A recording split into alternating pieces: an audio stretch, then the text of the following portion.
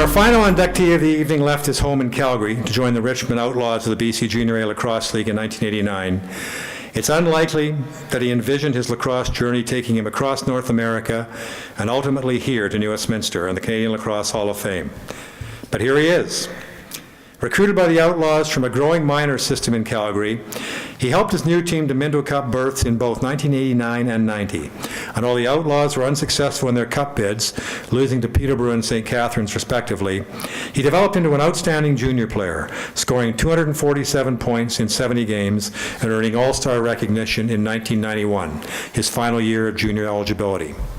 In what the late Les Wingrove, it's hard to say the late part, anyway, in what the late Les Wingrove, longtime general manager of the Coquitlam Adanacs of the Western Lacrosse Association, called my best draft pick ever, he was selected by the A's as the final selection in the third round of the 1992 draft. My God, what a steal. He would go on to play 17 seasons in purple and gold, emerging as the club's all-time leading scorer. His career got off to a rousing start as he was awarded the Ed Bailey Trophy as 1992's WLA Rookie of the Year. And in his sophomore season, he helped Coquitlam to its first ever Mann Cup appearance.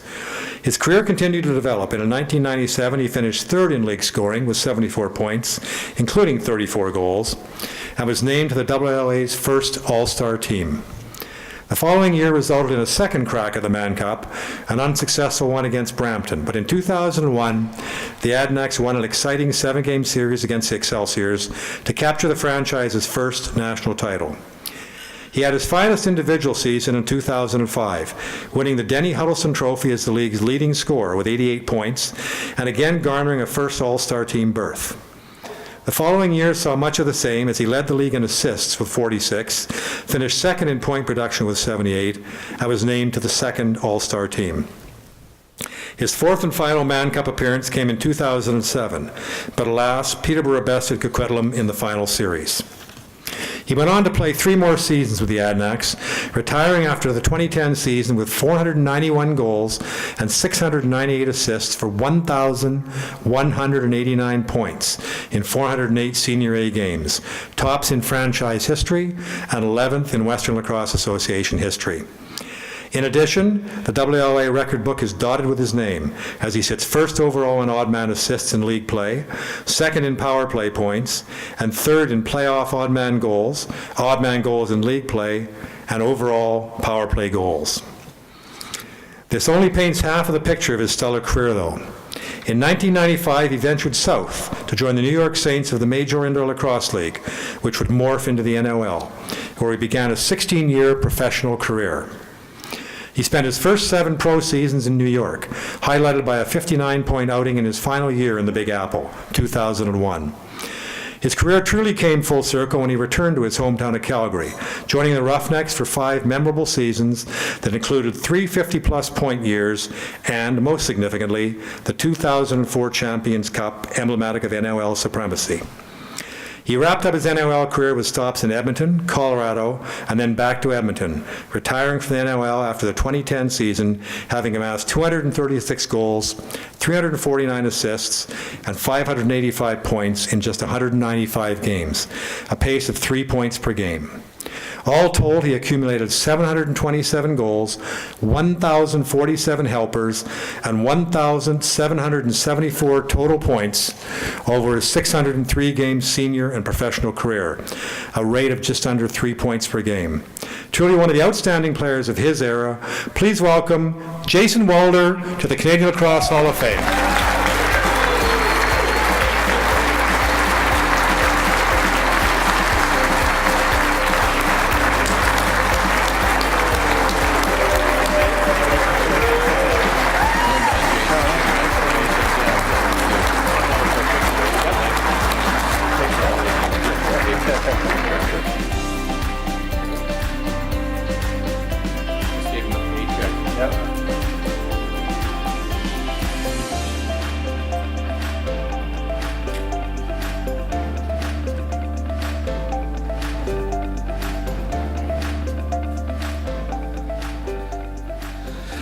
First of all, I'd like to thank the Hall of Fame committee for this incredible evening. And second, I'd like to congratulate my fellow inductees. I hope you're as honored as I am. Since I'm only given 5 minutes to speak and I have a lot of people to thank, I would like to apologize in advance to anyone that I forget to mention. It's great to see so many of the all-time greats here tonight. I see Bill Bradley, Terry Oyam, who when we first moved here, we watched you play all the time. And one of my all-time favorites, but of course he's not sitting here, is Kevin Alexander. But it's also great to see some of the all-time scrubs here, with Chris Gill and Kevin Brunch also here tonight.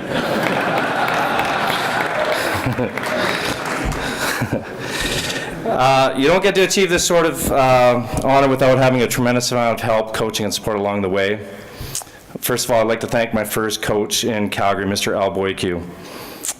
He introduced lacrosse to me as a summer alternative to hockey and taught us the basics and fundamentals from our first practice, and continued this for 6 years, resulting in multiple city and provincial championships and a national championship in Pee Wee.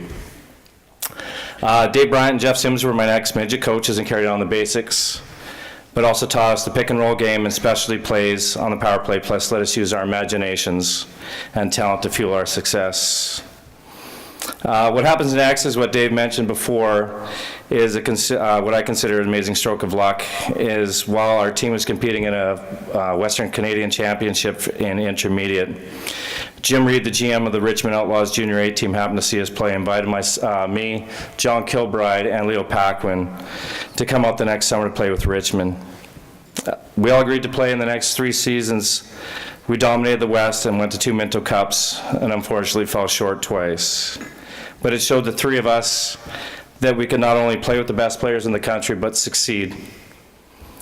The next chapter is Senior A, and another stroke of luck by getting drafted by the Coquitlam Adanacs. Mr. Ted Fridge and Les Wingrove were the men responsible for drafting me. The team was very talented, but that didn't stop my first coach, Dave Wilfrong, from giving me every opportunity to succeed. He was very enthusiastic and positive, and helped me grow as a player and as a person. And to Dave, unfortunately you're not here, but I want to say sincere thank you. We went to 4-man cups and thankfully won in 2001, which remains an incredible memory to this day. Coaches along the way that were instrumental to my development were Les Wingrove, Rod Jensen, Fred Klomp, Gord Fredrickson, Bob Johnson, Andy Ogilvie, and Dennis Quigley, who helped coach the Adanacs for over 20 years. Thank you, Dennis. At this point, I would also like to thank all my old teammates, trainers, and volunteers with the Adanacs who helped make playing there an incredibly special experience. With a special thank you to Dr. Don Hedges, whose friendship and endless dedication to lacrosse, not only in the WLA, but to sports throughout the country. I would like to thank all my teammates in New York, Oliver Marty, who welcomed me on their team for 7 years with open arms and crazy accents, and who also introduced me to my wonderful wife, Tracy. I'd like to thank Brad Bannister for trading me and bringing me home to Calgary to play for the Roughnecks, and to thank Mr. Chris Hall for being an excellent coach and friend and helping lead us to an NLL championship in 2004, and who unfortunately left us way too soon a few years ago. To all the Calgary guys that I grew up with, who spent endless hours at a local lacrosse box. John and Rich Kilbride, Chris Bertram, Jason Johnson, Rich Johnson, Colin Melnick, and so many others, I say thanks. I wouldn't trade any of those days for anything, and I'm proud to be from Calgary and to represent all of you guys sitting over there. I'd like to thank my brothers Dave, Mike, and Kevin for being my teammates, goalies, enemies, and best friends growing up, and still to this day. I'm glad that you guys are here tonight. A special thanks goes out to Mr. Les Wingrove for drafting me to one of the best organizations in lacrosse. A little short story, when I became the all-time leading scorer for the Adanacs, I sat in the dressing room with Les. And jokingly, I said to Les, and to all you guys who know Les, I said to Les, Les, it must be your best draft pick ever. And he looked at me, and sorry if my language is a little blue here, but he said, "Fuck you, Wulder. You were a throwaway pick." I sincerely miss Les, and I don't think I would ever say this, but I would gladly take one of his marathon phone calls now. Thanks again, Les. To my beautiful wife, Tracy, who moved away from home to let me follow my dream of winning a Mann Cup. Thank you very much. To my kids, Samantha, Tyler, and Jamie, say thanks for being driven all around the Lower Mainland and flying around North America to come to games and watch your dad play. Thank you. Finally, to my dad, John, who is battling cancer back in Calgary and is unable to be here tonight, I say thank you for driving me and coming to all my games all over the place.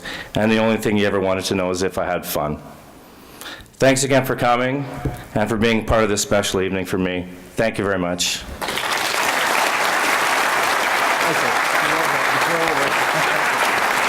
Good stuff.